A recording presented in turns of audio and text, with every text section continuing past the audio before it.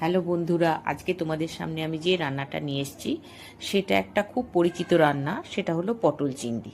এই রান্নাটা তোমরা অনেকেই অনেকভাবেই করেছো। আমি কিভাবে করি সেইটাই তোমাদের দেখাই। আমি প্রথমে একটা মশলা বানিয়ে নেব। টমেটো, আদা, রসুন, গোটা জিরে, কাঁচা লঙ্কা দিয়ে পেস্ট করে একটা মশলা বানিয়ে নেব। দেখো, আলু আর পটল এইভাবে ডুমো করে কেটে নিয়েছি। এবার কড়াই তেল চাপিয়ে আলুগুলো ভালো করে ভেজে নেব। দেখো, এটা একটা কমন রান্না, এটা প্রায় সকলেই জানো। আমি যেহেতু নানা রকমের রান্না শেয়ার করে থাকি, তাই এই রান্নাটাও তালিকায় রাখলাম। তোমাদের ভালোবাসা পেলে আমি আরও উৎসাহিত হব নানা রকমের রান্না শেয়ার করা। দেখো, আলুগুলো ভালো করে ভাজা হয়ে গেছে। এবার এটাকে তুলে নিয়ে ওই তেলের মধ্যেই পটলগুলো দিয়ে দেব। এবার পটলগুলো ভালো করে ভেজে নেব। দেখো, পটলগুলো ভালো করে ভাজা হয়ে গেছে। এবার এগুলো তুলে নিয়ে ওর মধ্যেই দিয়ে দেব চিংড়ি মাছগুলো। চিংড়ি মাছগুলো হালকা করে একটু ভেজে নেব। দেখো, চিংড়ি মাছ ভাজা হয়ে গেছে। এবার এগুলো তুলে নিলাম। এবার ওই তেলের মধ্যে তেজপাতা, শুকনো লঙ্কা, গোটা জিরে, গোটা গরম মশলা ফোড়নে দিলাম। এই ফোড়নটা একটু ভাজা হয়ে গেলে ওই মশলাটা এর মধ্যে ঢেলে দেব, দিয়ে ভালো করে কষিয়ে নেব। দেখো, মশলাটা কষিয়ে নিয়েছি।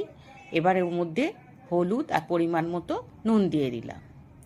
নুন দিয়ে ভালো করে আর একবার কষিয়ে নেব। এইবার ভাজা পটল আর আলুগুলো ওর মধ্যে দিয়ে দেবো, দিয়ে এটাকেও ভালো করে কষিয়ে নেব।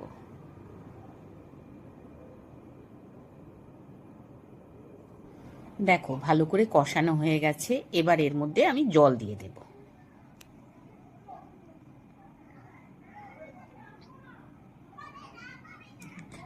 এই জলটা দিয়ে এবার আমি এটাকে 10 মিনিটের জন্য রান্না হতে দেব,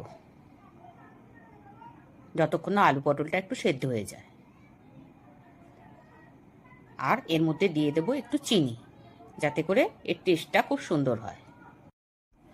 দেখো, আলু পটলটা এবার সেদ্ধ হয়ে গেছে। এবার এর মধ্যে দিয়ে দেব ভাজা চিংড়ি মাছগুলো। এই রকম পটল চিংড়ি খেতে কে না ভালোবাসে বলো। দেখো, জলটা একটু টেনে গেছে বলে আমি এতে আরেকটু জল অ্যাড করলাম।